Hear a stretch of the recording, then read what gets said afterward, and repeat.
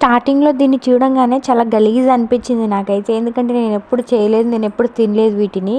తిన్నా అంటే మా చిన్నమ్మ ఒకసారి పెట్టినప్పుడు తిన్నాను తప్ప అసలు ఇలా ఉంటుందని అయితే చూడలేదు.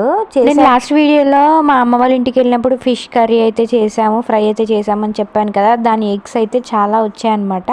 ఒక ప్యాకెట్ పక్కన వాళ్ళకైతే ఇచ్చేసాము. ఇంత ఉండలేను, అసలు తినలేను కాబట్టి. దీన్ని ప్రాసెస్ ఎలా చేస్తారో అయితే చూసేద్దాం. మీరు కూడా ఇలాగే చేస్తారో లేదో కూడా చెప్పేసేయండి. దీంట్లో పసుపు, ఉప్పు, కారం అయితే వేసేసామన్నమాట. వేసేసి దాన్ని కలుపుతూనే ఉన్నాము. అసలు ఇంత కలపొద్దంట మాకు తెలీదు, మేము ఊరికే కలుపుతూనే ఉన్నాం. ఎలా అంటే మేక మెదడు ఉంటుంది కదా, అలా కలిపేసాం దీన్ని. మా ఇంటి పక్కన అయితే ఆంధ్ర అక్క వాళ్ళు ఉంటారు. వాళ్ళు చాలా డిఫరెంట్గా చేస్తున్నారు, ఏవి చేసినా కూడా బాగా చేస్తున్నారు అనమాట.